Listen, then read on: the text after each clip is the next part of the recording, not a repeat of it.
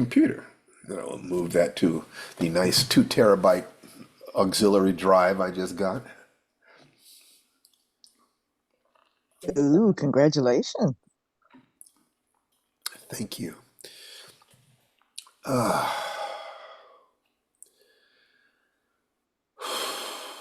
It's frightening to look at how small 2 terabytes can be nowadays. Yeah, yeah, it is. It really is. Where is that drive? Oh, there it is. God, it's so little.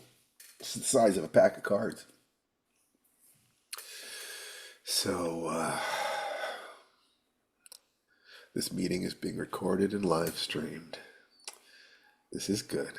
This is good. And I've given my wifey person the co-host, so she will be handling that for me. There hasn't been a week since I returned from Manila that something critical hasn't been happening. Have you noticed that? Have you noticed the acceleration? Yeah, that's I'm accelerating at more than 1% a day. And that is not comfortable, and I need to kind of slow it down a little bit, except that right now this is one of those times when pushing hard is called for. There are times when you can't do gradually. You have to just take a jump. And got two major things happening at the same time, which means I have to try to, shift between modes depending on what's going on. I'm not being as clean with dropping my energy from this before I move over here to this. And so I can feel that the gears aren't shifting as smoothly as it would have been great, because you have to go into neutral before you can go into reverse, so it's like neutral, stop. All right. Am I completely calm? Now I can shift into the new thing.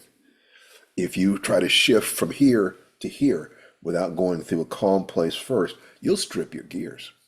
You will strip your gears. And I can make that mistake. And I have made that mistake. Okay. But But the more you make it, Steve, the easier it is to do a Brody, which is going backwards at 35, jerking your wheel and letting the slide drop you into another gear and go the other way. you're And so completely it's correct, Stephen. practice. See, and it's comments like that that make you a member in good standing of the International League of Steves.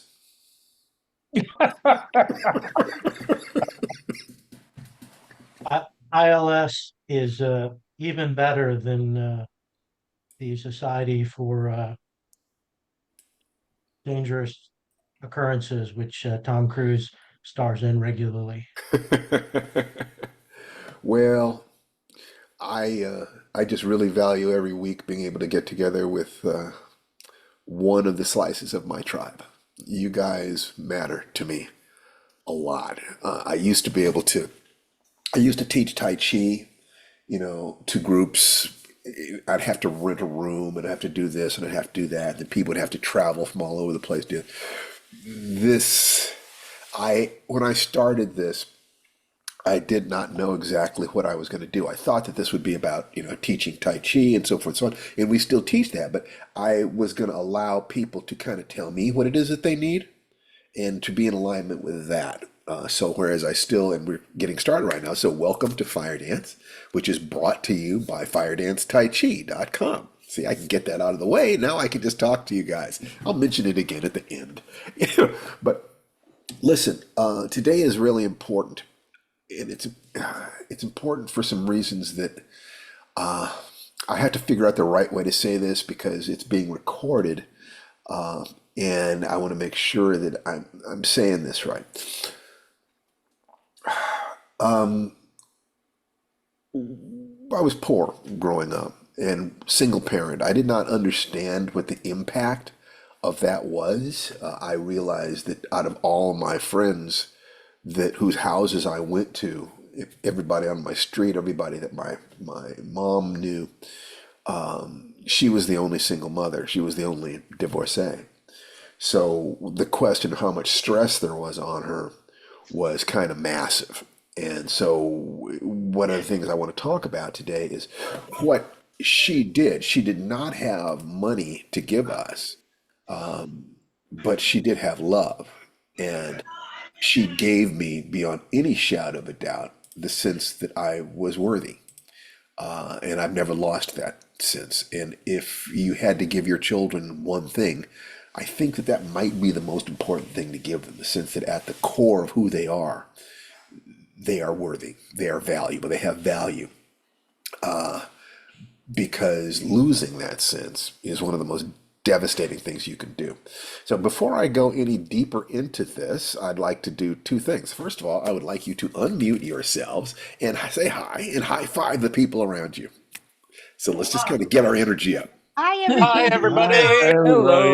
everybody. Hello, I would hello. high five you, but I can't turn my camera on. Hello.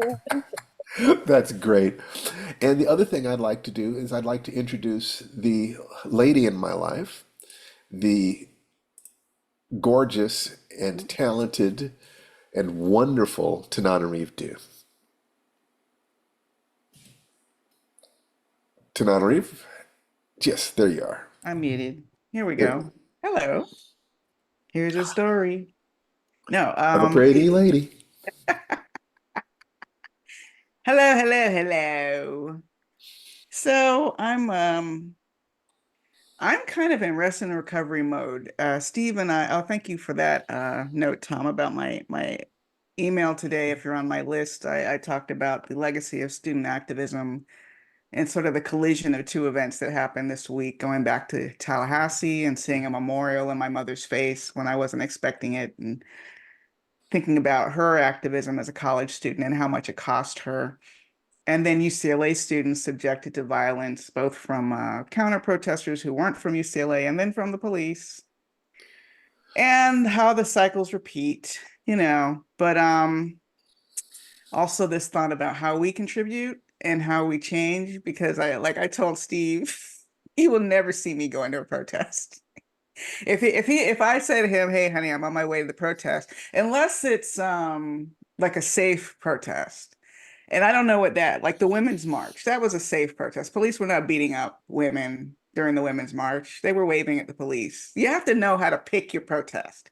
Like, which protest is the one where the police automatically other you and no longer see you where they're protecting? Those are the ones I'm not going to, because I promised my mother, or she told me she went to jail so I wouldn't have to. And she was tear gassed as a 20-year-old college student, wore dark glasses her whole adult life after that. So I saw that physical scar. I saw the anger that I'm truly convinced cut her life short. So I know the cost that activists pay.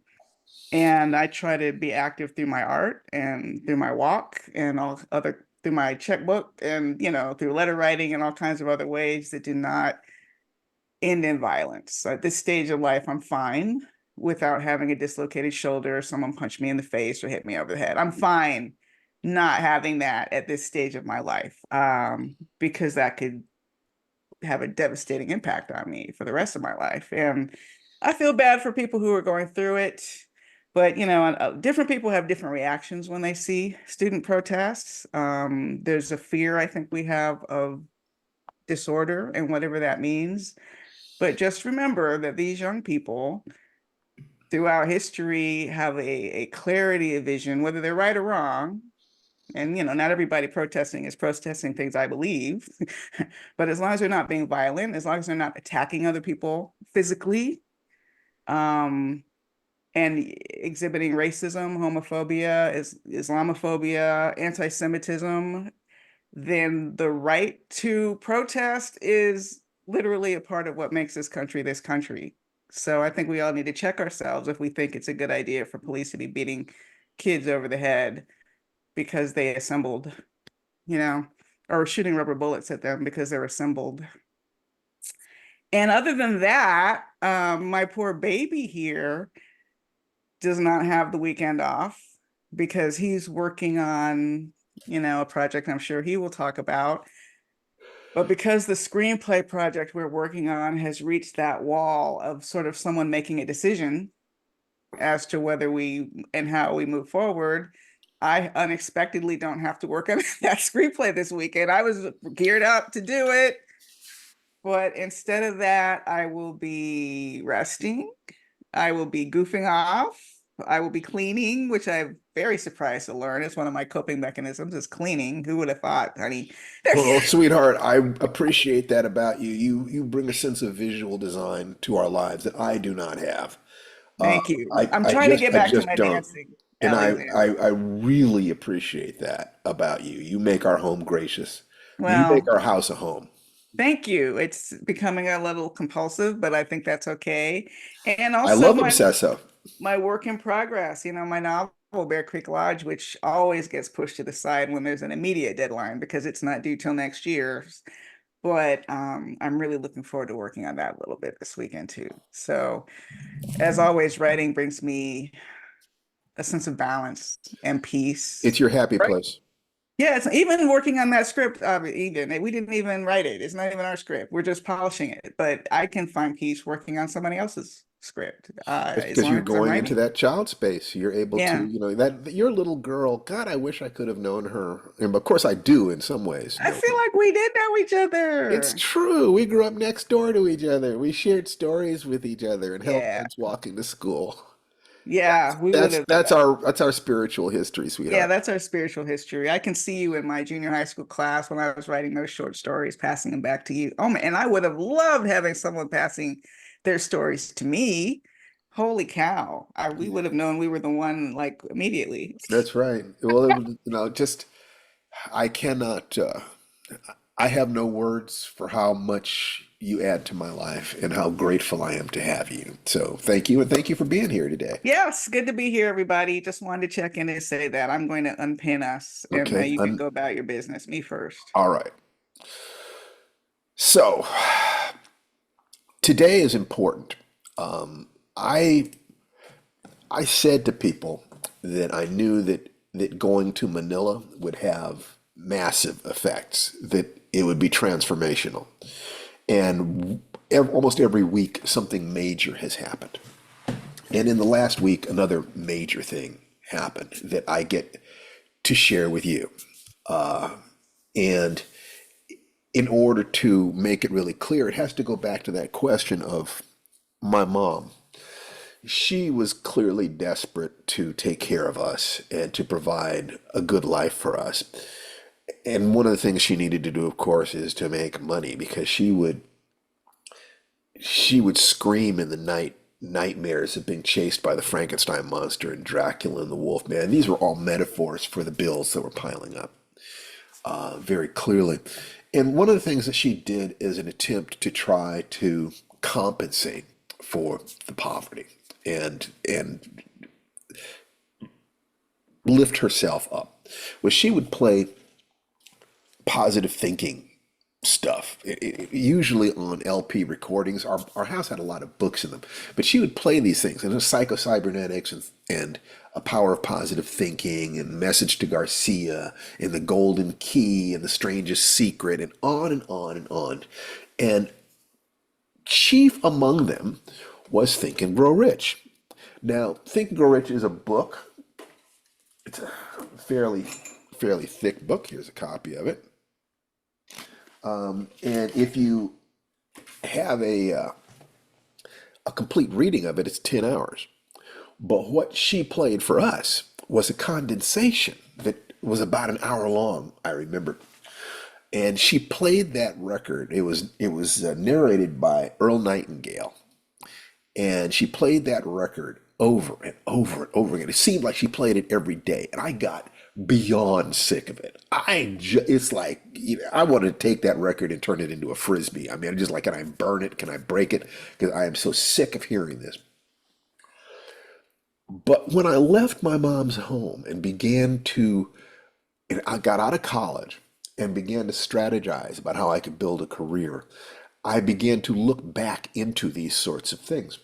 And I rediscovered Think and Go Rich. And I read the entire book and began to reread it. And that book led me to many others which led to eventually the creation of the life writing, which was the application of Joseph Campbell's model of the hero's journey to life, which led to me looking for other models. And so I just kept looking for ways to organize things, and which led ultimately to the magic formula, which was extracted from the science of getting rich, which allowed me to take a look at the 5 things that struck me as being most essential to the path of mastery. But one of the things that I did, in the magic formula is, map or model, M, constant action, A, gratitude, G, clear intention, I, and congruence, which the quality that's the C, there isn't quite a word for in English, but there are qualities of congruence, confidence, courage, character. They're all contained there. It is the action in alignment with your soul, the very thing that I was talking with Alexander about earlier. The action that is in alignment with your soul, that passes your ethical standards, the 3 gates. It is evolutionary energy. In the last week, I forget what it was I was doing, but I was going through YouTube and I came across a video. And the video, somebody had uploaded the exact LP that my mom used to play for me. And I put a link in the in chat. I'm going to put that link in there again. There we go. Let me grab it. I'm going to put it in there again because right now I listen to people talking about what their needs are. And some of the people who've been on here, their need was to deal with something physically, a physical issue. And we have firedancetaichi.com for that. But also leads into things like the 5 Tibetans and intermittent fasting. I can give people pretty clear paths there, and joint mobility. In terms of the heart, we have the hero, not the hero's journey. We have the soulmate process. We have heartbeat meditation. We have the ancient child. We have other things that are about healing the heart and then finding love. But in terms of career, the clearest, and I was bemoaning this for a couple of weeks, that we have an exceptionally clear path to success if what you want is to write. That 6-step process. Write a sentence every day, write 1 to 4 short stories a month, finish and submit 1 of them, don't rewrite except editorial request, read 10 times as much as you write, and repeat this process 100 times. That has never failed. Anybody who's tried it, nobody has gotten past story about 23, 24 without selling. So I can feel very, very confident in that. But what about other career paths? Well, I could offer them the magic formula, but the M in the magic formula says find a map, find a model of somebody who's accomplished the things that you want and follow that. So the magic formula is one axis, and whatever other model you use is another. And I have encouraged you guys to find models outside me. Because, well, first of all, you need to, what we've got here is sort of off the shelf. It has to be general to a certain degree. It has to have the combination of being powerful and safe. And so I can't zero in on the specifics, but I can talk about general physical preparation if you want to be an athlete. But if you specifically want to be an ice skater, you're going to need to study ice skaters and find out what they do. I can't tell you that. I know what general physical preparations are. And the preparations for life and success, I can give you the general preparation psychologically and emotionally for success. But the specifics of how to make money, how to succeed in your career, the only thing I can give you real specifics on is writing, because that's how I've done it. And I also am not an expert at making money. I've made a ton of money, but I didn't necessarily manage it well. I'm learning how to do that now. So if what you need is to model somebody who is a master of the arena in which you're trying to get better. Someone who it will be easy for them to handle your challenges. as I've gone into the arts, and the arts are not business, and they're not like setting up a brick and mortar business. They're not like working for somebody else every day. They're not like creating a business where you hire employees. It's not that. So I know that there is a big gap in my life because I simply have not walked that path. But that original pattern in Think and Grow Rich handles all of it, because all I did was take those principles and apply them specifically to writing. And through long conversations with Octavia Butler, Octavia loved Think and Grow Rich. As a matter of fact, when I knew Octavia, just for the sake of fun, let me do something here. This was the house that Octavia lived in when I knew her, and she was as poor as a church mouse. She lived on the left side of the screen. It was a duplex. She was as poor as a church mouse, but we talked endlessly about how to apply, how can we navigate this territory, how can we succeed. And she was deep into Think and Grow Rich, and you can actually, in the archive in Pasadena, you can actually see the handwritten note that she wrote about her intentions, that she read twice a day, which is one of the suggestions in the book. So for a variety of reasons, I have said that the buy-in to understand what we're talking about here in terms of fire dance is the 5-minute miracle. You got to engage your physiology at least 5 times a day. Break the pattern of stress. Because so many people who come on here are looking for ways to build a career, deal with money problems and so forth, because that has been such a consistent thing, I am now deeply encouraging people. Please, please, please go to the link for Think and Grow Rich on YouTube and watch that video. It's only 40 minutes long, people. It's 40 minutes long. I am begging you. If the people who will do that will be able to have a different kind of conversation. And what I wanted to do was to very briefly go over the steps that are suggested there. Let me see what I can do. Okay, that's not going to do it. Okay, let me bring up there we go. Okay, there's that. And now I should be able to share it. Okay, great.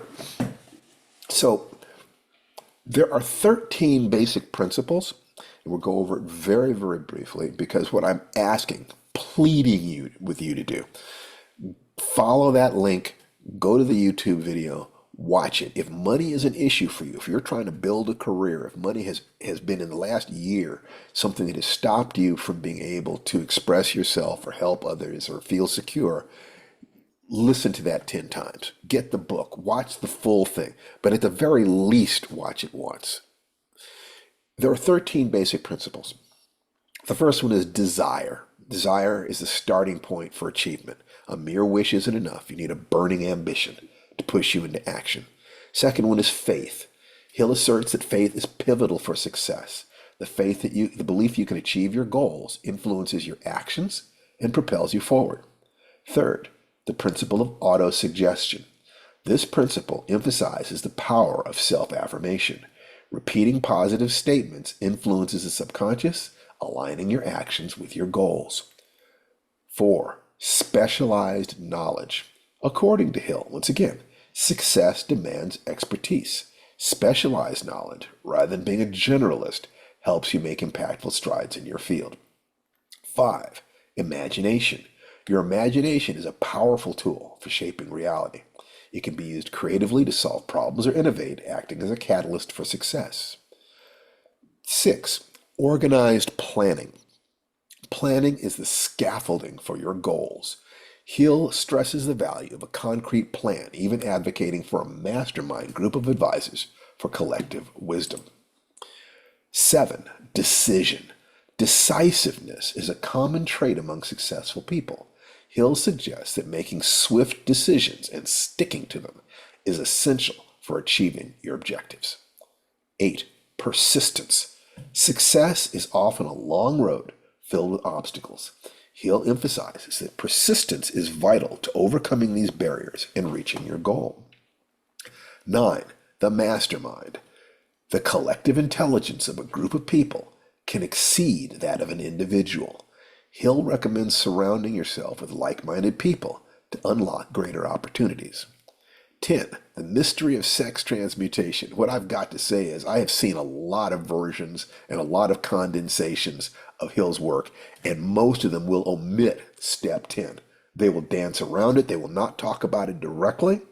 But if you take a look at disciplines like Tantra, sexual yoga, sexual kung fu practices, and sexual magics from around the world, you'll see that he was tiptoeing up to something that he wrote about this in 1928 was totally mind-blowing, and people it's almost like the forbidden chapter of the book. He claimed that sexual energy could be redirected into productive energy, sparking creativity and ambition. I think he was right. Number 11, the subconscious mind. The subconscious is a repository for your desires and intentions. Nourishing it with targeted thoughts can turn those into actionable results. 12. The brain. Hill describes the brain as a broadcasting and receiving station for thoughts. Maximizing brain function can lead to better decision making and opportunities. And lastly, 13. The sixth sense. This is the intuitive ability that comes into play once all other principles are aligned. Hill suggests the sixth sense serves as a guide, offering spontaneous insights and wisdom. All I can say is, once again, if you will listen to this video at least once, you'll understand me and what fire dance is, which is my attempt to understand the world, to understand what it is that I need to move forward, what I need to understand in order to communicate these things to my students, to my family, to my son. If you will do this prior to our next meeting, just take 40 minutes, you'll understand me better than you ever have, where I started. And if money is an issue for you, you will have what I honestly believe to be the best treatise on this subject. And it is so good that every other success book I've ever seen seems to me to be nothing more than one chapter out of this book blown up to full book size. That's all that I see, is people taking ideas or thoughts that are in this book and focusing on them. Listen to it. It's free. It takes 40 minutes. Please, please, please. And now what I really want to do is remove the pin and open myself to any discussions, your comments, questions, requests about this or about your week, your 1% victories or whatever. But feel free to ask me anything that you want. I'm a little overwhelmed that the universe brought me back where I started. It's so amazing to have this resource, to be able to listen to it. I actually understand myself better because when I listen to it, I step back into that, 8 years old was I? 9? No idea whatsoever what the world was, but this garbage was coming at me until I thought I was going to go nuts. And then it actually kind of programmed me to consider these things more deeply. So,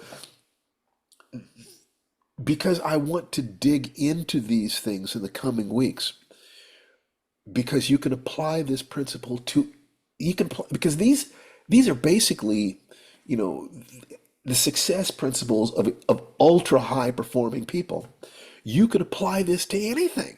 You can apply it to money. If you can apply it to money, you can apply it to your getting your physical together, to healing your heart, you finding the right model. It's just one of the great books for people who want to excel. One of the great systems of thought for people who want to excel. And it is honestly what I based my life on. Everything I've done since then is based on what I got in my home from my mom. Thank you, Mom, so much.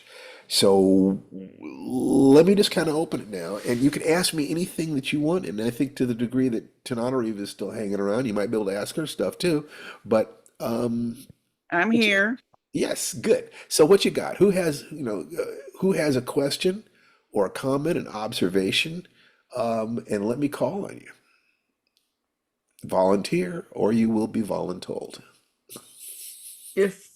If no other hands pop up, because I've listened to the entire Think and Grow Rich audiobook, years ago, I'm wondering how you would characterize how they distilled it in this 40-minute version that you remember so fondly from childhood. I mean, by touching on the basic points and then explaining those basic points, I mean, considering it's only 40 minutes, they didn't have more than 3 minutes per principle, with plus context. So they really had to try to cut to the chase with it. He didn't really touch on sexual transmutation at all. I mean, Okay. he really was careful about that. And most of the people, like I said, did not. That's just a scary subject for people. Plus, your mom wasn't going to be pushing that on you when you were a kid. No, she really wasn't. It was in copies of the books, but I didn't read the book until I left home. Until, I'm pretty sure maybe I looked at it, but I didn't look at it carefully. But the things that were most important to me were probably goal setting, organized planning, imagination. This when I take a look at what I did to create my career, I studied everything I could find from successful writers, but I also knew I needed to get close enough to somebody who was successful to ask them questions that weren't being written about, and also just kind of see their attitude. So that was why I pursued Larry Niven. In terms of martial arts, that's why I trained under Steve Muhammad. I was looking for someone with answers. Mark Richter, let me pin you. Mark. Or spotlight him if you want everyone to see. Thank you. I was curious, since that Can I you know turn that on your such- can you turn on your camera? well, let's see. Go. There you go. Here I am. I was curious that I know that the power of sexual in anything, especially in writing, is very great. Could you maybe summarize that since it's not in the video? Okay. So basically, what Napoleon Hill is saying is that, in essence, when you want your goal with the same drive that you wanted sex when you first came into the world and began, that you are starting to, when you can transfer your desire for sex to your desire for success, you have really gotten something. And that the successful men that he studied did not become successful until they pursued their success with the same ardor that they've been pursuing sex in their teens. When they grew up beyond that, and they became passionate about the creation of products or services at the same level. And in essence, this is where he will talk about one of the places he'll talk about the value of a relationship. That if you're married, now the sexuality exists within a context of providing for your family. So the desire to provide for your family is an expression of that sex drive. The desire to please your partner is an expression of that sex drive. And you are doing it there. That the guys who are working during the day and chasing around after Nookie at night are wasting their energy in comparison to the ones who have found that connection, or the ones who channel that connection. It's really kind of interesting to me that I will often hear people say, I'm not looking for relationships right now. I'm looking to establish myself. And I think to myself, fantastic. That's what you need to be doing. A guy that I've been counseling about the soulmate process, who doesn't grasp that the women he's attracted to are too attractive for him. They have access to men who, he's earning minimum wage. These women, have the beauty and the power to bond with successful businessmen. And so if he doesn't understand that, if he keeps chasing around after them, rather than saying, why am I, in my 30s working at a minimum wage job? If he doesn't ask himself that question, he is never, and then he's in danger of becoming an incel because he'll be in denial that he never developed his power and he's not willing to settle. He's not willing to lower his standards. And you got two choices. You can lower your standards or raise your game.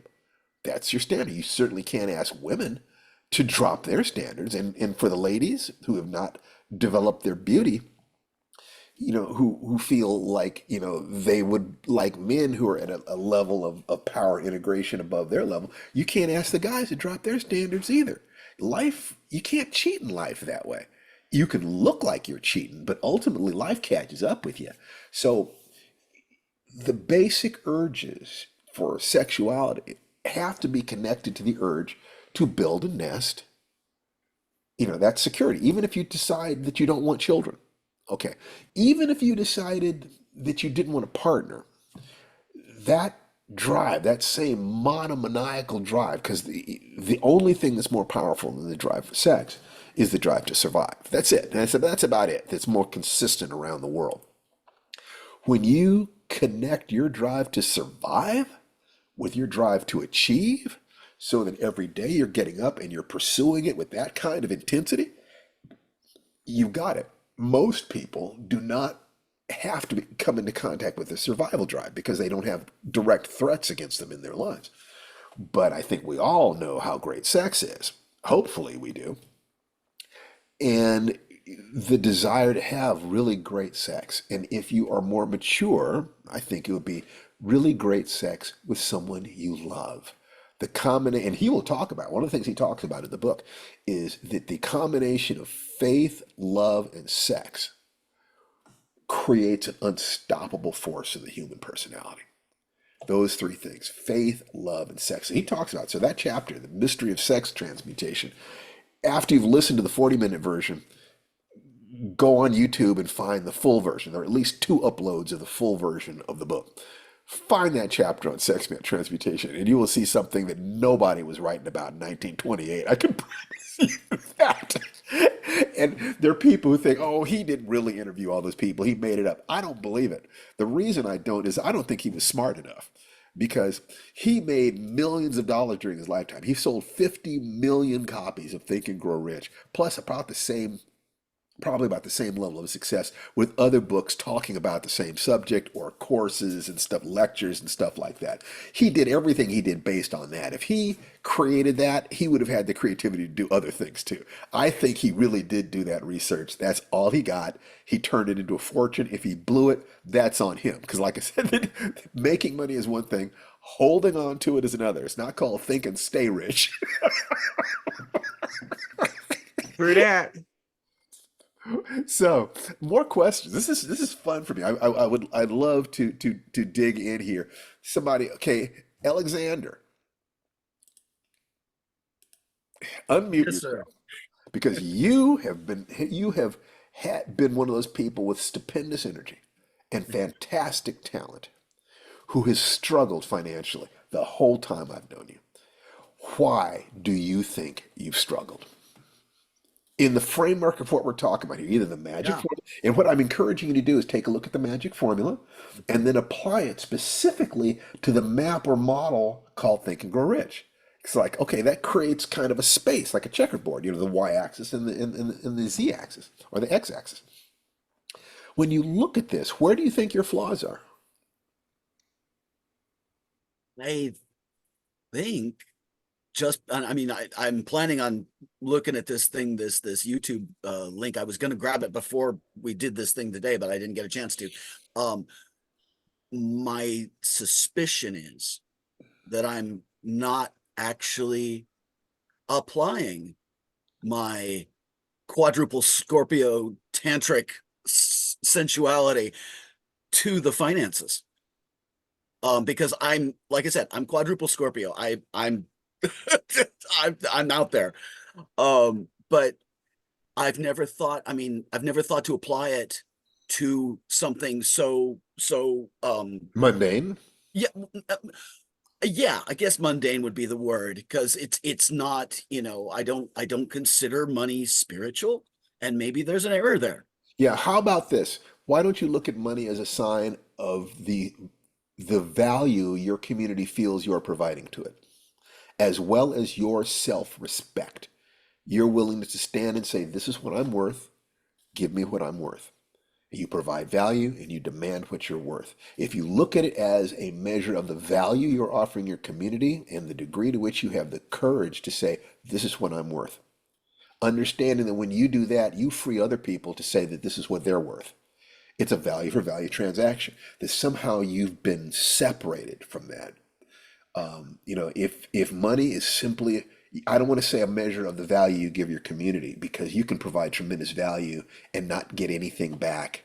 There are people who burn themselves out providing value to the world. So you have to start with your survival drive too.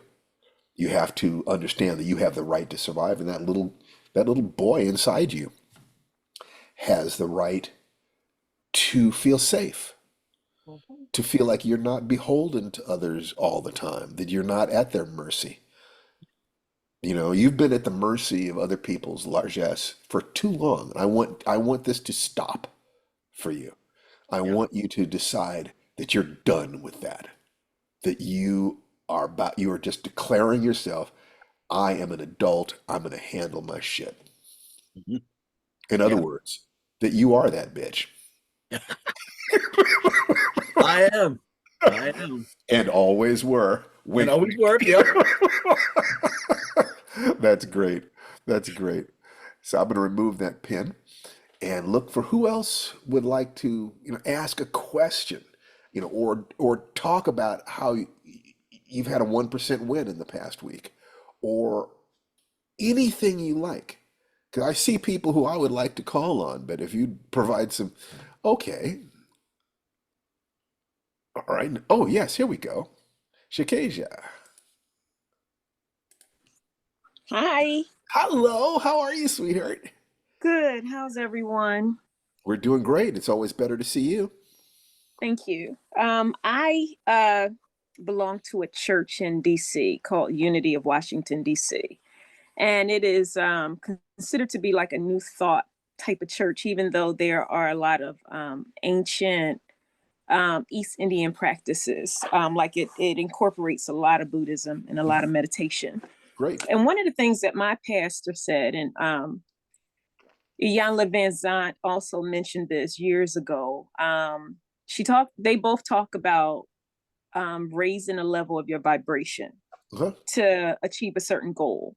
And then my pastor always adds on one more layer. She says, once you achieve the thing that you want to achieve, you have to hold on to that vibration. Like I'm ready to get to that point where I'm able to raise the level of my vibration Mhm. around things. And I think it has to do with alignment. I spoke to an herbologist in Philadelphia who's also a metaphysician, and he talked about how that's connected to emotions. So all of your gifts and your blessings have to do with a level of gratitude, but it's also an emotional state that you kind of like have to achieve in order to connect and be aligned to those things that you want. So it's been challenging for me because I'm in school. It's not a place that I'm enjoying right now because I really don't do two things well at one time. I'm normally good at either work or school. So the school thing will be over in a couple weeks, but I'm ready to kind of get back in sync with some of the things that I feel like makes me healthy. But I want to work on staying in alignment and coming back to that central place. Any suggestions? Of course, start with your body. Okay. Figure that in the next year, you're going to get into the best shape of your life. I like Ju- that. Just do that, and then ask yourself questions about, what is it that you really love, and how can I be in alignment with love? And then what do you really want to achieve to create not just safety, which is the belly brain. Safe survival is the belly brain, but thriving and mastery is the head center, right? So, Mhm. so moving away from pain will start with feeling secure emotionally and strong physically. I want you to get in touch with that animal self, that sense of being able to bare your teeth, okay, and eat the world. Then once you have that, then you open your heart. What do you love? What do you love? Mm. You know, what With what what really makes you happy? What would you do for free? Okay. And then you use that fine brain to problem solve and work out the strategies that can get you there.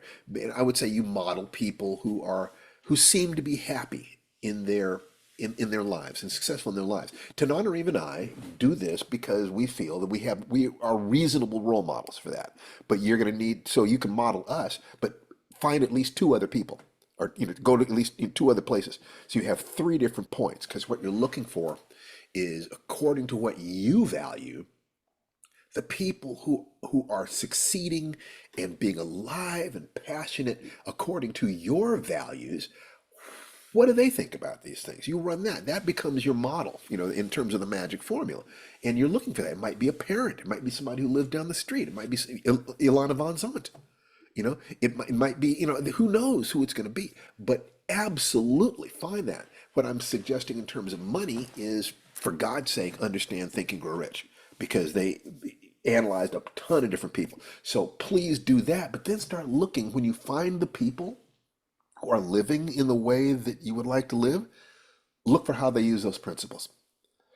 And you will start creating your own recipe, as well as your own, if the magic formula is my extrapolation based on my studies and what I've done, then what I want you to do is to understand that, but create your own. The most I can do is like aspirin, or like a cold medication that's over the counter, because I can't write you a prescription. I'm not your doctor. If you were my client and I was your life coach, which I can't do anymore because I'd have to charge people too much money, to be honest, I would then create you a specialized program.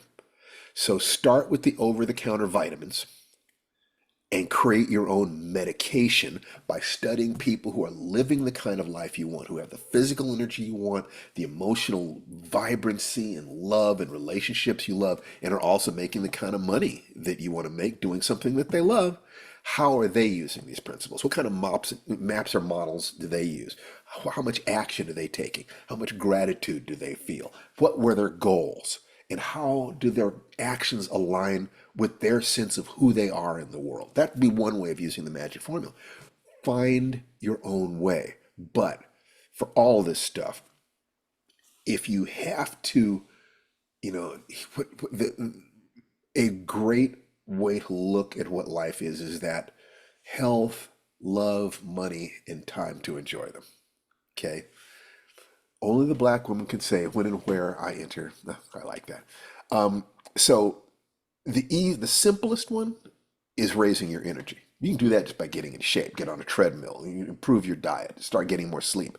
Your goal, if you raise your physical energy and you stay in touch with your heart and you engage your mind, your survival instincts will move you in the right direction. There's a reason why you can't teach an old dog new tricks, because the dog is tired.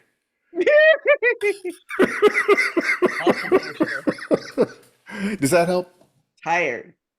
And be sure to check out chat. There was some chat about unity and questions about the church and the pastor that you don't want to miss. Yeah, and remember, Okay, this is a mastermind. This is a brainstorming group. Go into chat, ask questions, answer questions. You guys are the workshop, not me. Okay? thank you. You betcha. All right. So, who's next? Who's next? Oh yes, Jenny O'Brien. I was kind of hoping you'd say hi. Hi, how are you? Love your hair. I'm good. Thank you. I met a seal and couldn't dye my hair anymore. So they're very cute. So Um, what can we do for you today, sweetheart? So my question is, I was listening to the recording yesterday and I was thinking in terms of timing. And I have to be kind of careful because I'm under an NDA. I helped build a company that became very huge through a group of people. That was acquired by another company. And it occurred to me that I posted my open to work post and got like 75,000 impressions on a silly open to work post, and thought, if I can do that for them, why can't I do that for me? You can. Exactly. And so in terms of timing, I put myself on pause and then help them. What should I think about when I'm looking at the Napoleon stuff? What should I think about in terms of timing? How long should I let, I have big goals. And Start today. What are you talking about? well, I've already started, Yeah. thanks to you. So ask a Yeah. more specific question. Let's drill down. This is fun. Okay, so let's say I would like a really large fiction writing career over Okay. time. Building that seriously, starting out with getting things published, understanding the genre, moving into it. What's a realistic time frame? Okay. So you would like to replace your current income, roughly, Eventually, with a yeah. writing career. Are you published yet? I had something accepted for published as a poet, and then I had a story accepted, and then the anthology went out of business, and then I went off and built this thing. So I sent something off because I signed up for your group, wrote the story, sent some things off. I've been writing consistently, but I haven't had anything hit since. Okay. So here's the thing. We know exactly how to get you published. Okay, that's the life writing 6-step process. You will Yeah. be published in that sense. The question of making enough money to replace your current income demands both writing skill, but it also demands the creation of a completely different part of your personality, which is the marketing part. To- and That's what I do in real life. I mean, day life, sorry. then you have a real chance that you will simply have, I would suggest almost having two different desks. Okay. You write at one desk and you handle the business and the marketing at another desk. You are looking at how do I market myself? And that means you become one calculating bitch. And I mean that. You just look at this. How can I do this? How can I make this step? And you talk to every writer you can, but you also study marketing. Go back to kind of basics. It's like, what are the basic principles of marketing? And this will come out even in your writing, not just in your selling of your writing, because marketing is about understanding the value that you have to offer in your product or service and finding the audience that needs the specific thing that you are offering. Okay. And that means that your writing has to identify a need and then satisfy it. If you're writing romances, this is, people want to feel a particular way. You're writing comedies, they want to laugh. You're writing political stuff, to what orientation? What is your intent? Make sure that it is an intent where there is a large enough group that can provide you with the financial security that you need, and then you both write from a sense of joy, and this is what you would write for free. The way I look at it is, this is the circle of things I want to write. This is the circle of the things I believe people would buy. Where those circles overlap, that's where I write. And my analysis of the publishing industry suggested to me that there was a ceiling on how much money I could earn there, which is why I said I need to focus on Hollywood, because I can make more money for the same effort, because I have skills that a lot of novel writers don't have in terms of self-presentation and energy and communication. I'm good on my feet. Okay. And that's what you need when you're in these rooms in Hollywood. I also happen to live in Southern California. So being aware of my goals and having a willingness to be flexible about how I reach them and studying these things led me to a sense of, okay, what is the best way for me to play my hand in order to get what I want? And this is what you're going to need to step back and realize that you have invested a lot of time in a business, which means you understand the way the world works like many artists do not. And if you can be realistic about that and not marketing at a child level. I don't want to say this. I don't want to be mean about this. Not marketing at a basic level. Like you go to a science fiction convention and you set your book up and you hand out, bookmarks. There's nothing wrong with that, but it's not thinking at a high level. And I need you to think at a high level. You can probably, on average, earn 50% of what you earn in the business world working for yourself as an artist. If you want to earn more than that, you'll need to be super clever and lucky. So how do you get lucky? Use the magic formula. The magic formula is specifically designed to produce luck. So you're going to study every map or model of success in this arena. Look at what artists do. Not just what writers do, not just what writers in your particular market do, but what artists do. And then how does that relate to what business people do? You're going to have to take massive action. And that's not just action in terms of doing a lot of writing. It's massive action in terms of researching how you can get there. What kind of moves can you make? And the perfect thing will be for you to understand marketing so deeply you can come up with a strategy you've never seen anybody use before. What's the new strategy? Because that's what's called, well, and you probably know this from marketing, that's your blue ocean. What you want, if you're passing out bookmarks, you're in red, at a science fiction adventure, you're in a red ocean. Everybody, there's a lot of customers there, but there are also a lot of sharks. And so the water is full of blood. And yeah, there's a lot of action going on. What you're looking for is the blue ocean, where there's a lot of customers and not many sharks. That means that you're doing something different. You either found a new market or you found a different way to reach them, something unique. The unique approach, if you do the right thing, will work massively for the first person who does it. So trust your intelligence there. Figure it out. So you got two completely different tracks. One, you're writing and you're improving your writing and you're getting better and you're working massively. The other is you are studying marketing. You're studying all the people who self-publish, for instance, or because if they're self-publishing, they have to do all the marketing themselves. If they're self-publishing successfully, that's fantastic. What you can't do is market exactly that way, because the self-published person is keeping 50% of what of the cover cost, whereas the person who publishes through traditional marketing is only getting 10%. That's not enough to make it worth your time to push hard. So you have to figure something else out, like what is going on in your life that you can use to get onto talk shows that don't ordinarily have authors. If you are an expert in something and you can get on those talk shows talking about your expertise, you can then use that to sell your fiction. You're going to need to find a different way. But having been in business, I'm betting on you. Thank you. You bet. All right. So, more questions. Who's got something for me? Nick Hovick. Hello. Hi, Nick. Hi. So I just came back from a great brunch with a friend of mine who he's a producer who works with a company who lives up here now, and we have a history. So we're talking together about getting some some brainstorming projects going. So I'm looking forward to getting into that. I just opened up your email that included the Think and Grow Rich recording. I'll get to that when we're done. Good. And just start figuring out, how do you apply that to the business that you want to create? How do you do it? Mm-hmm.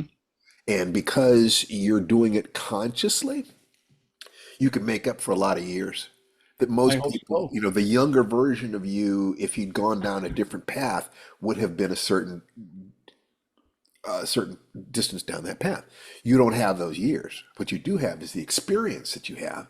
And by using a very carefully calculated pattern, you should be able to get much better results than the younger you would have gotten just trying blindly. Yeah. So use the magic, look at the magic formula, look at Think and Grow Rich, apply them to what it is that you want to do, come back here to this group and share what you've got so that we can brainstorm with you, okay? Okay. All right. God, I'm so glad that I found this. It simplifies. So what I've said is that the two buy-ins, if money or career things or business are of any concern to you, 5-Minute Miracle, watch this video. Mm-hmm. Now we can talk. And now you got it anchored into your body, as well as you have a framework that, quite frankly, has been responsible for every human success I've ever been able to study. They either knew these principles or unconsciously used them. Not necessarily all of them. You take 4 of these principles and you're going to outperform most people. So yeah, I'm eager to see what you're going to do, buddy. Good. Thank you for the encouragement. You Appreciate bet. it. Okay. All right. All right. Who's next? And you could just, comment. Anybody skeptical There's got to be some skeptic. Carrie Sherrill, I've not heard from you. Would you please unmute yourself and give us your camera and talk to us about what you think about the things we've been saying? Carrie Sherrill, can you do that? Oh, Carrie Sherrill isn't doing that. Okay, well, let's see. Uh, Zaje Harrell, perhaps? Hi, Hi. how are you all? Oh, we're doing great. It's so nice to see you. Good to see you. So, Yes, comments, I'm questions, requests about any of this? well, I mean, I put in the chat that I grew up in the Unity Church, so the one in DC. So I do know, like this was a book that was in the bookstore, but I'm so looking forward to hearing the audio version. Yeah, it's just Um, just kind of brush up on it, take a look at it, and look at what you have accomplished in your life up until now, and apply those principles and say, did I use which of mhm. these principles did I use? Is this true? So you use the three gates. You first test it in your mind. Is it true? And if it's true, dive into it and use it. But first be sure that you can believe it because you see it and you've used it. And I can guarantee you that you will have used some of these principles unconsciously, even if you never used them consciously. I can promise you.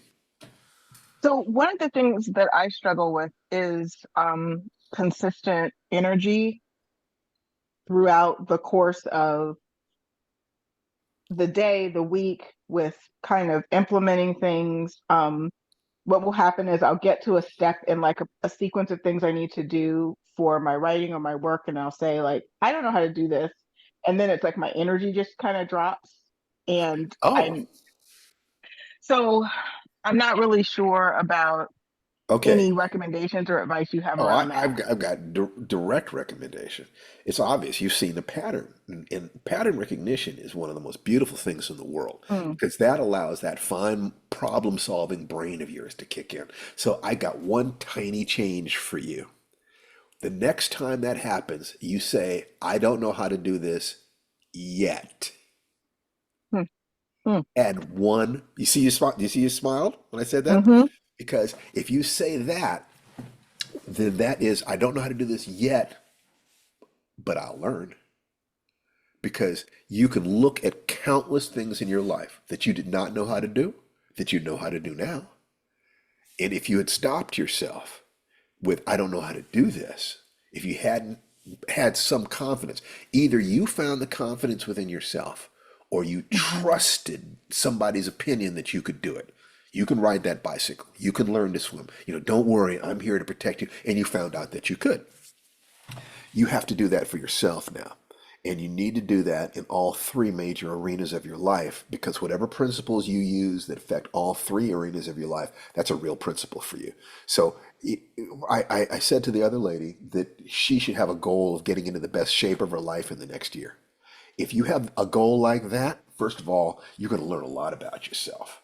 And you'll also vastly increase your energy. Once you increase that energy, and if your goal is to have more energy, more aliveness, more sensuality than you've ever had before, then you get to ask the next question with your heart. What do you really want? What really makes you happy? How am I motivated by fear and love? What do I love? So you put your fear behind you, your love in front of you, and you run like hell. You get there. And then the question of real success, of enough financial success that money becomes a tool you use to help other people. To aim at making so much money that you're wondering about what you can do in the world. So it's move away from pain, embrace joy, give service. That, I say, is the meaning of life. You will need to determine for yourself some pattern of life that is that simple and that powerful for you. All I can do is tell you what I have seen is powerful, but you're a grown ass woman, so you're going to need to work this out for yourself. But if you're stopped by fear, if you're stopped by, "I don't know how to do this," that means that you have been defining yourself by your ego. I am the limits of my current ego. No, you're not. Countless times in your life, you have moved beyond that. Luminous beings are we. You're your soul, not the way your ego manifests in the world. And when you have both, are both anchored in your belief that you have the right to survive, you have the right to be here, that no one has the right to touch you or interfere with your life without your permission, then you get to love yourself. So first, it's knowing you have the right to survive. So you know you've got teeth. And the whole attitude is, I'm going to die anyway. I will die being who I am. So if you want to mess with me, bring it. Let's die together. Because that's the core of the warrior attitude. I'm ready to die and I'm ready to take you with me.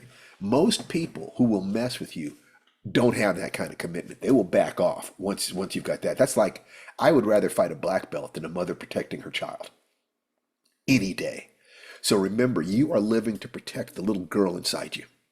The little girl who started the journey of life. You are now her mother in an energetic sense. So if you have a hard time doing it for yourself, visualize the little girl inside you and commit 100%. I will protect you.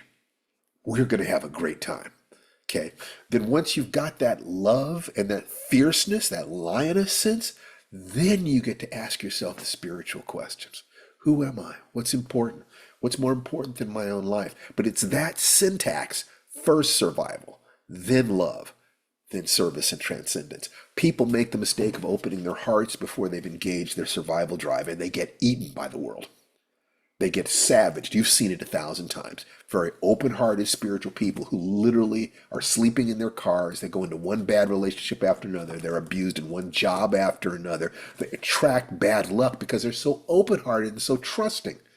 First, learn how to bare your teeth. And you can do that simply by visualizing the child you were. So when you think about the step you need to take and you think to yourself, I don't know how to do this, step into the mommy self and realize that your little girl is watching. Mommies can do anything for their babies. You need to take that sense of doing anything and give it to yourself.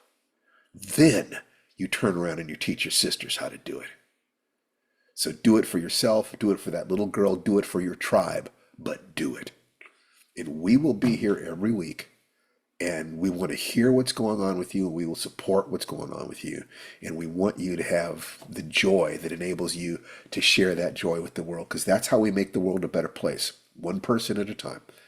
I'm doing my part best I know how to do it, and I believe that you are committed to the same thing, or you wouldn't be here. Fair enough? That was great. Thank you so much. That was really helpful. Fantastic. Thank Yes, you. I'll commit to that. Thank you for the honest question. Read the Think and Grow Rich, start applying it, start using it, bring it into this space. I really feel like we have a fantastic tool now. In 40 minutes, I can catch people up on the basics that I've run my life on for 50 years. For regrettably more than 50 years, actually. But go and be joyful, sweetheart. Okay. Yeah, absolutely. You know, I can be an open-hearted goofball here because I can absolutely touch the part of me that has fangs and claws anytime I want to. Just talk about endangering my family, and you'll see that other part of my personality come out. Just period. And the people here, you're my family. You're my tribe. You're people that I can actually be myself with. I never know what I'm going to say when I come here. You know, I have a framework, but then it's like, okay, ask me questions, challenge me. And I have to respond from the most spontaneous part of me. And that means that for an hour and a half every week, I get to kind of be me. Steve gets to be Steve. And I don't have to defend myself. And my God, that feels great, sweetheart. It feels absolutely wonderful. There is nothing in life tastes or feels as good as being who you really are. Okay? Bless you, and go have a great week. All right. So I'm going to remove that pin. What would you like to talk about? What would you like to share? What would you like to challenge? What can we do for you? Hands up, or I'm going to call on somebody. Oh, okay. Shikaja is back. She's So I back. didn't want to, I don't have anything. Well, I just wanted to recommend The Ancient Child. I don't know if you mentioned it, Yes. but that is such a good program for connecting with that inner child. That's It, an awesome it, meditation. So I just it, wanted to throw that out there. you bet. And let me put something in here. I've got the Steve AI is now active. So if you go to the Steve AI and ask it, what is the Ancient Child program? You will get a detailed answer. I'm putting the AI in the chat. But basically what the Ancient Child is you visualize the child that you were, and you make the child, you visualize a version of yourself. If you were abused or hurt by life, then you want to go before the hurt took place. And then you have the adult part of you, and then you have the elder part of you, the person that you will be on your deathbed. So you could conceivably divide that up between the three centers. I personally would have the warrior center, the adult self in the belly brain, the child in the heart, the elder in the head center, as terms of my visualizations. Once you've got these, you can actually engage in a conversation with your child self and listen, and the child self will say amazing things. If you're not trying to lecture to the self, it's to ask you, what can I do for you? But the most interesting conversations happen if you visualize the you on your deathbed, the elder you, and let the elder you talk to the youngest you. The conversations between the oldest and the youngest parts of your personality. The youngest part of you has all the dreams, the hopes, the energy, the aliveness. The elder part of you is on the other side of all the bullshit. It's not going to pretend to be anything. That part of you only has another 1,000 breaths left. It's going to tell the truth. What you want is that conversation. And as the adult self, simply sit back and listen to what your elder and your child say to each other. And I guarantee you it will be one of the most fascinating conversations you've ever been in. And if you do some research into self-hypnosis, you can get into a deep state of relaxation. I would suggest getting a tape recorder and actually having the conversation out loud. Shift between voices if you want to. Have fun with it. But you will find that you have more wisdom than you ever thought. It's an amazing process. And I would say that at least a dozen different therapeutic and shamanic models went into the creation of it. So I synthesized it, but I synthesized it by sitting at the feet of a bunch of really smart, really good people.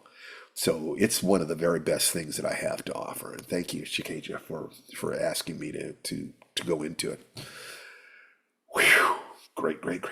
Okay, we got 21 minutes. Come on, somebody. Who have I not heard from? Tom Barkley.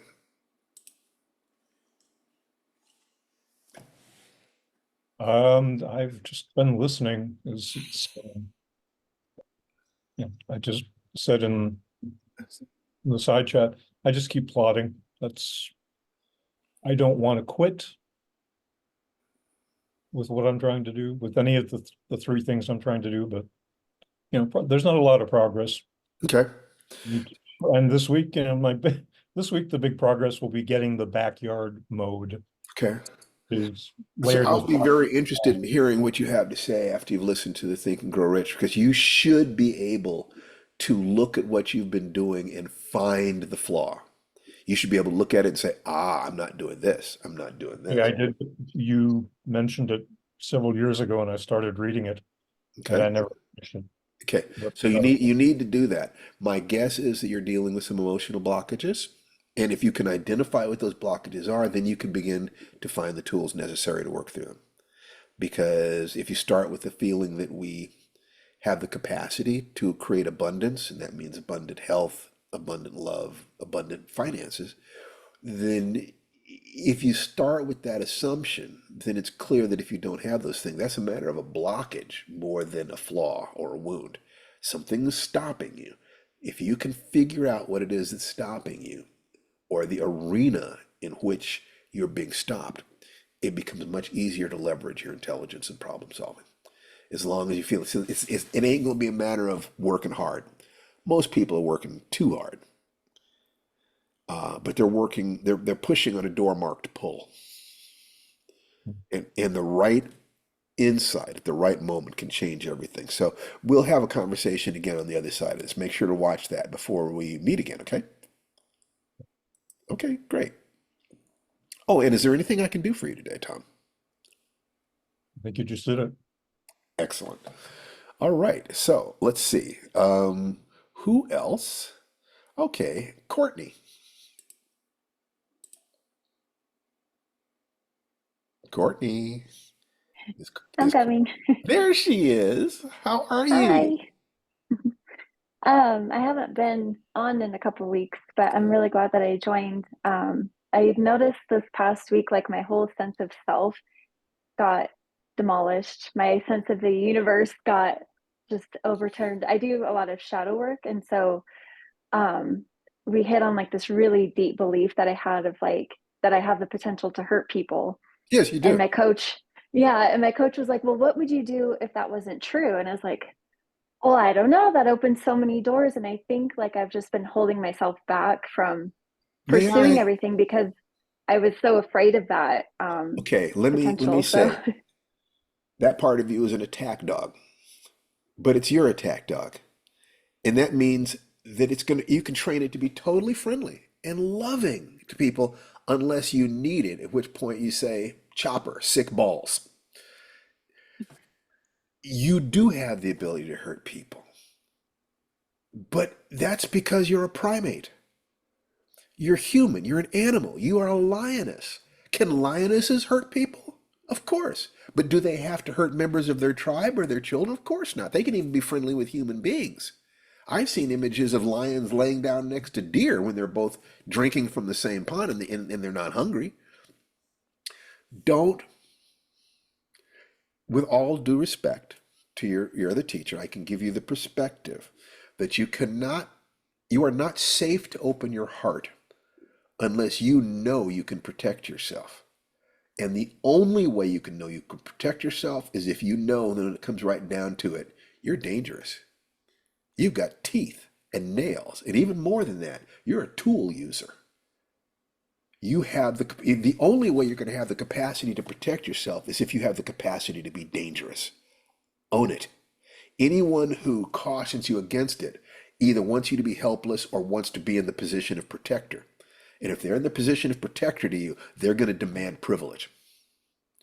So there's nothing wrong with deciding to share your life with someone, and I'm going to outsource, my defense to you. And I will be the gentleness, you will be the strength. There are plenty of relationships like that. I can tell you that in spite of my more than half a century of studying martial arts, what attracts me to my wife, Tananarive, is I wouldn't want to mess with her. She's got that sense of presence, that sense of knowing that she could hurt you.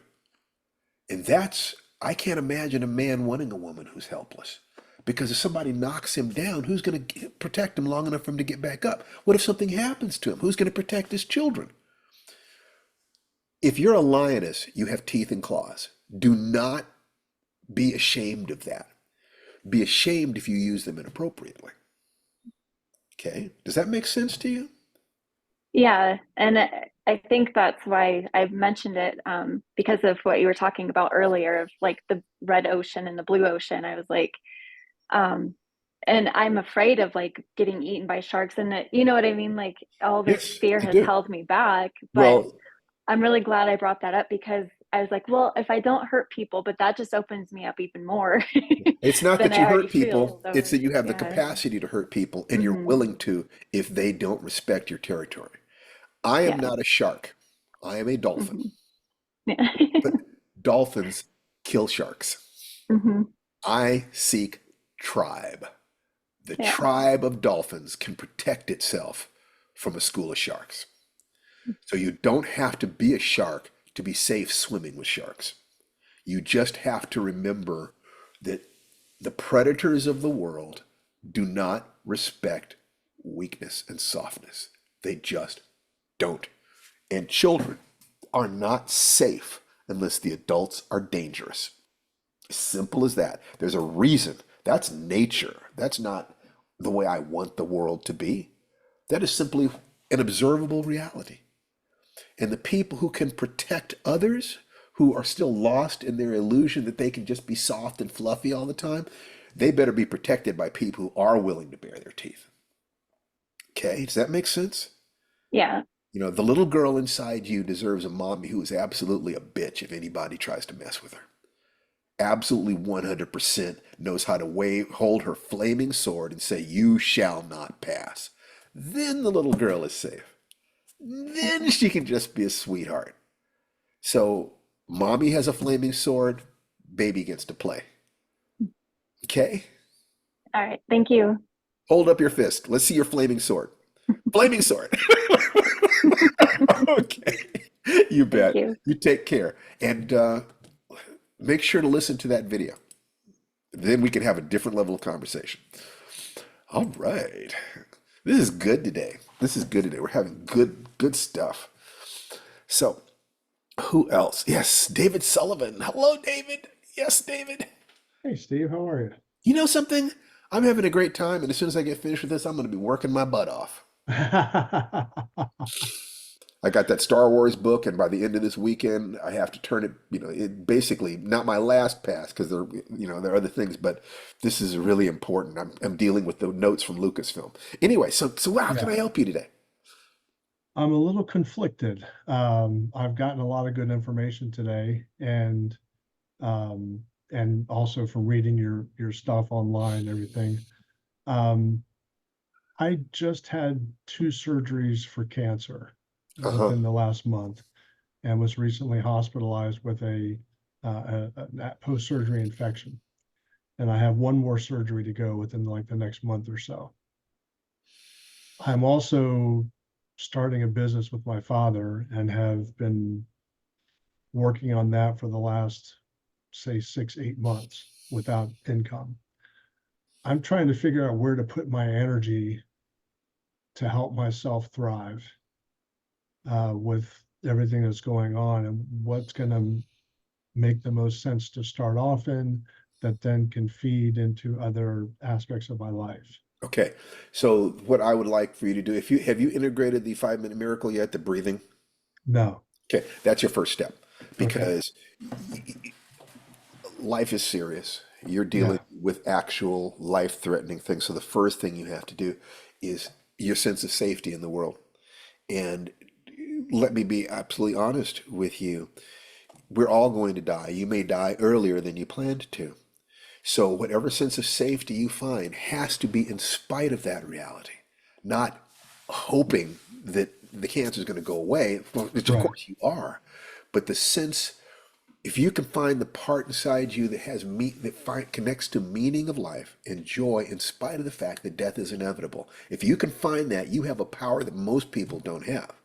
Then hopefully the doctors will work their miracle, they'll do their job, and you're going to be fine, but you'll be fine having used the obstacle to force you to find the absolute gem of reality, which is that the most powerful and happiest people in the world have come to grips with that part of it. They're not afraid of it. They're not afraid of their fear of it. The fear is there. That's just wanting to survive, but they're not afraid of their fear. Now, so that means the breathing is the first thing. We talk about a few basic things. The 5-minute miracle, the magic formula, which is, map or model, action, gratitude, intention, and clarity, coherence, congruence. The antidote for fear is gratitude. So for looking at that, and you're dealing with massive fear, real fear, survival fear, your morning ritual, your daily ritual should really embrace gratitude. to look at all the things you're grateful for in life right now. In the moment that you're thinking about that, your attention is not on the things you cannot control. And you could have that. There is that Zen parable about the monk who was out walking and a tiger comes after him. He runs from the tiger and he jumps over a cliff and he climbs down, and there's a ledge down below him and there's a snake on the ledge, a cobra. And he tries to climb back up the vine and the tiger's there. It swoops at him and he tries to climb down and the cobra snaps at him. And he looks up and the vine is starting to break. And it's 1,000 feet down to rocks. And he looks to his right and there's a wild strawberry growing there. And he plucks the wild strawberry and eats it and says, delicious. That all of our lives exist in that place. And the wisest and happiest of us find the way to find joy in spite of that. So that's your first task, is to every day create a ritual that enables you to live with gratitude. After that, in terms of building your business, rethink and grow rich. Then get back to me. Yeah. We'll talk about how to organize that. But the first and most important thing we need to help you with is being able to feel grateful and being able to have joy, because the meaning of life is to be joyful and of service. Yeah. So helping you be joyful, you can do that with the breathing, which interrupts the pattern, and then beginning to look at, well, how would I move my body? When I was feeling good yesterday, what was I focused on? How did I move? How did I breathe? How did I hold my face? What was I saying, thinking, feeling? What music was playing? You deliberately set out to have more joy every day than you have ever had in your life. You literally set it as a goal. I am going to be joyful. I'm going to allow nothing but positive energy into my life. And if I live another 100 years, fantastic. But if I only get another 100 days, you know something? At least those were the best days of my life. And I will be a role model to everyone around me. This is how you do it. Whether it's living or dying, this is how we do it. I am sorry that you're having to deal with this, but thank you for bringing it into the center, because that's, the warrior attitude, I'm ready to die and I'm ready to take you with me, Yep. is so powerful. I have no words for it. Yeah. So whatever happens here, your assignment, should you choose to accept it, is to be joyful. And your job, your way to that is to find things to be grateful for. And every single day, program yourself. Remember what you have to feel grateful for. Your first kiss, your first success, whatever it is. Yes, that's right. The things that make you smile, things that make you happy. Commit to spending the rest of your life finding the things that make you happy and joyful, while never lying to yourself about what's going on. Right. And you will read Viktor Frankl, The Man's Search for Meaning, and you will see that in the midst of the worst horror, some of the most amazing human beings have done some of their most amazing evolution. You fill yourself every single day. You seek out people who are going to make you wise, and you commit to giving to the world every day your very best for the rest of your life. More than that, none of us can do. And if you come here on Saturdays, then what I can promise you is you will have a community of people who will cheer you on and lift you up to the best of their ability if you will do the same for them. Absolutely. Okay, David. It's funny. Thank you. I've had people say to me, I never would have guessed you had cancer. You just seem so calm and serene about it.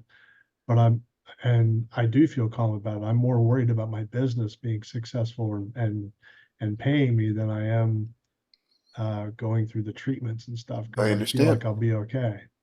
Well, Of course, one is also a survival instinct as well. if there are two questions that are really important, they are, who am I? And what is true? And we seek to live our lives such that we're constantly making that inquiry, constantly looking at answers, constantly digging into that. Once you make your peace with the fact that that's all we can do, the rest of it is just, okay, so if the meaning of life is to be joyful, how do I be joyful in spite of this problem? How do I be joyful in spite of this problem? I would suggest that you journal. I would suggest that you brainstorm. that you be honest with yourself, that you meditate, that you dig in there, and that you play the game to win. And you define the rules so that it's possible. You define the game so that it's winnable. Okay? That's great. Thank you.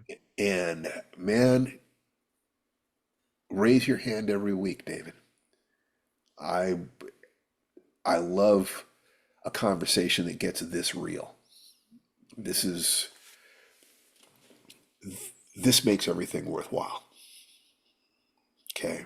And bless Well, you, and I wish you the very, very best. A joyful life every day for as long as you got. thank you, sir. You betcha. All right. That was great. Oh man. Man, oh man, oh man. I love conversations like that. Not a speck of cereal. All right. Steve, before we go, it's the 4th of May. May the 4th be with you. Can you speak to that for a second? Because there's a whole chat happening around like other special things going on around your work. And we only have 3 minutes before you Who's talking? namaste Who's us talking right on. now? I'm trying to find you. Shakasia. Oh, okay, hold on. So I Raise would your just, hand. Let me put you back up. There you are. There you are. I would just like to know if you could speak to the 4th. May the 4th be with you. Oh, Can we okay. talk about this before Sure, we just a little go? bit. It's basically, Star Wars. I guess this was the 4th of May. Did the original Star Wars movie open on the 4th of May? I don't know, but this is the day that they celebrated.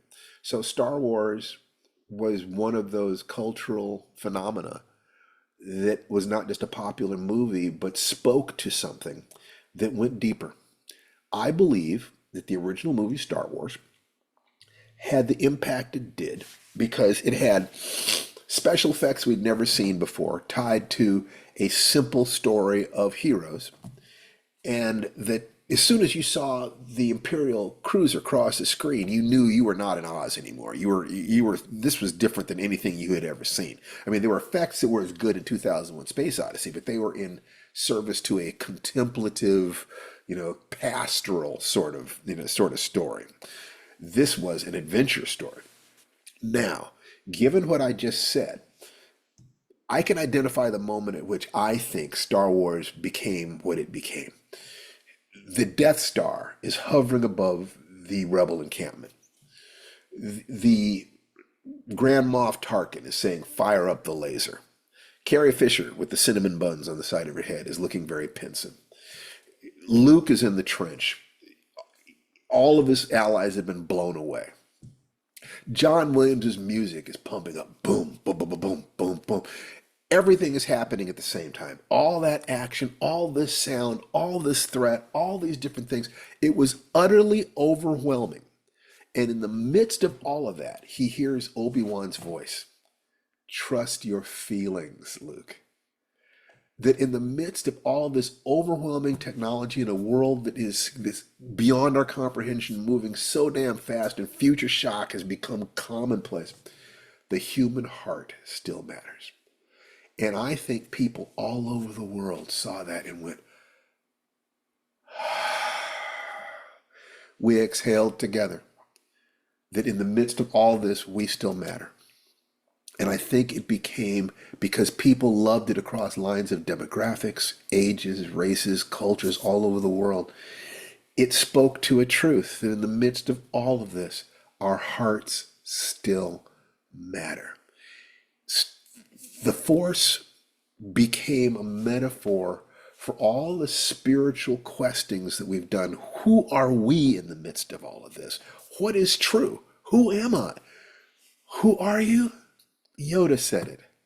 Luminous beings are we. And to the degree that we could, we need our mythologies. We need our stories. We need our heroes, because how else can we look at ourselves and believe that we could be strong enough to win, strong enough to matter, strong enough to love, strong enough to survive? We need these things. It's one of the reasons why Tanarem and I love storytellers so much. There is truth in story that cannot exist in a newspaper. It's not about facts. It's not about historicity. It's about what is true. And what is true as far as I'm concerned, and what I've tried to bring into the Star Wars book that I'm finishing this weekend is luminous beings are we. What, sweetheart? You need to unmute, darling. I was just enjoying the sound of what you were saying, luminous beings. I was just repeating that. And I probably said it out loud, so my little box lit That's up. fine. But that was it. So listen, we are out of time. Let me unpin you and oh well, Mark. Let me get Mark back here for just a second. Real quickie. Yeah. When Jim Edwards founded the Edwards Theater chain, that became pretty huge, and they asked him towards the end of his life, what were the 10 most significant movies you've ever seen? And he listed Star Wars as one of them because he said, when the Imperial cruiser appears overhead from behind, and that's what it sounds like, he said that just blew him away. Yeah, it was absolutely totally did. unlike any other movie ever started. That's right. That's right. Thank you very much. So I'd like you to unmute yourselves and everybody just kind of cheer and high five each other, and also wish me good luck. I'm going to be working really, really hard this weekend. Yeah, good luck, Steve. We believe in you, Steve. Good luck. May the force and other things Use be the with you. force. Use the force. Good to see Take everybody. care. I'm Remember so to glad I breathe. could participate this And week. Great week, everybody. You can do it. I guess Thank I'm you, going to say everyone. things just a little bit differently. That what I will say today is, may the force be with you. And be May with the us force all. be with you. The force be Take with care, you. guys. I'll see you Thank next you. week. Bye bye. Okay. Bye bye. And also with you.